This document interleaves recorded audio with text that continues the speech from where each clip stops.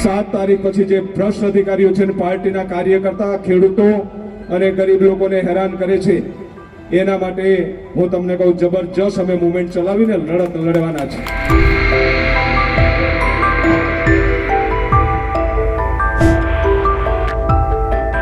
સરકારમાં ઘણા બધા અધિકારીઓ સારા છે, ઘણા બધા અધિકારીઓ એવા છે કે ભારતીય જનતા પાર્ટીના કાર્યકર્તાને પણ છોડતા નથી। ભાજપના રાજમાં ભ્રષ્ટાચાર થાય છે એ વાતનો ખુલાસો ખુદ ભાજપના જ ધારાસભ્ય કરી રહ્યા છે। ન માત્ર ખુલાસો પણ કડક કાર્યવાહી કરવાની ચીમકી પણ ઉચ્ચારી રહ્યા છે। કયા છે તે નેતા કે જે જાહેર મંચ પરથી ભાજપના રાજમાં ભ્રષ્ટાચાર થતો હોવાનો સ્વીકાર કરી રહ્યા છે તેની વાત કરીશું આ વિડીયોમાં। નમસ્કાર, હું હિરલ પરમાર અને આપ જોઈ રહ્યા છો નિર્ભય ન્યૂઝ। ચોટીલા ખાતે લોકસભા ચૂંટણીના મધ્યસ્થ કાર્યાલયનો ઉદ્ઘાટન કાર્યક્રમ હતો, જેમાં ભાજપના ધારાસભ્ય શ્યામજી ચૌહાણ ઉપસ્થિત હતા। જાહેર મંચ પરથી તેમણે સંબોધન કર્યું હતું અને સંબોધનમાં શ્યામજી ચૌહાણે ખુદ સ્વીકાર્યું કે ભાજપના આગેવાનો અને કાર્યકરો પાસેથી પણ અમુક ભ્રષ્ટ સરકારી અધિકારીઓ લાંચ લે છે।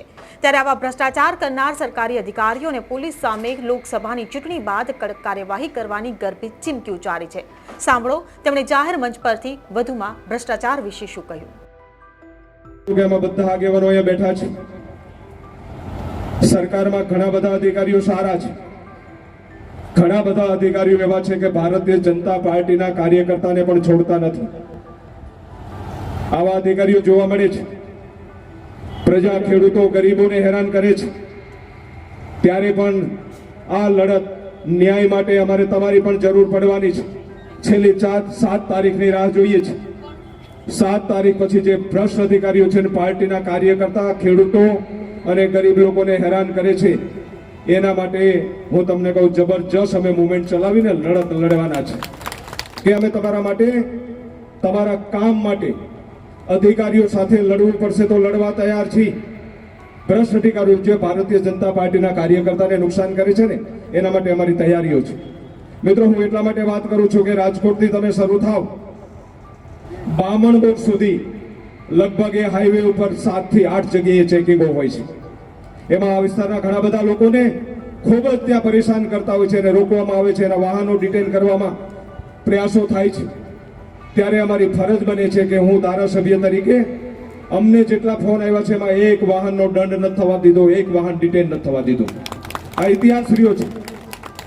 પણ હજી ક્યાંય ને કાંઈ કાર્યકર્તાને ફોન કરવા ન દીધો હોય, ફોન ન લેતા હોય, આ પ્રકારની જે પોલીસની કામગીરી છે ને એના માટે આ બધા લોકો બેઠેલાને હું કહું છું કે એમની જે કામગીરી છે એ કામગીરીમાં એ સુધરી જાય। નહીતર હું તમને કહું, ભલે ભારતીય જનતા પાર્ટીના ધારાસભ્ય છે, કાર્યકર્તા છે, પણ આંદોલન કરતા પણ પીછેહટ નહીં કરી। આપણે આ મંચ ઉપરથી આપણે એમને મેસેજ સંદેશો આપીએ છીએ।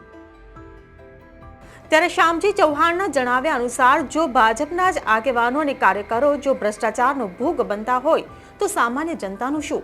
ચૂંટણી આવે એટલે જનતાની વાહવાહી લૂંટવા સામા પક્ષને નીચો દેખાડવા કે પાડી જ દેવાની હોડમાં આવા નિવેદનો આપી દેતા હોય છે। પણ તે નેતાઓ ભૂલી જાય છે કે ભાઈ સરકાર અને સત્તા તો આખરે તમારી છે, ભાજપની છે। ભ્રષ્ટાચાર કરનાર પર રહેમ નજર રાખો છો, છૂટો દોર આપો છો, ભ્રષ્ટ અધિકારીઓને છાવરો છો અને મત લેવા માટે પાછા એ જ ભ્રષ્ટાચારના નામે રાજકીય નિવેદનો આપીને પ્રજાને મૂર્ખ બનાવો છો। આ બાબતે તમારું શું કહેવું છે તે અમને કમેન્ટ બોક્સમાં લખીને ચોક્કસથી જણાવશો। જો વિડીયો પસંદ આવ્યો હોય તો વિડીયોને લાઇક, શેર અને અમારી ચેનલ નિર્ભય ન્યૂઝને સબસ્ક્રાઇબ કરવાનું ભૂલશો નહીં। આભાર।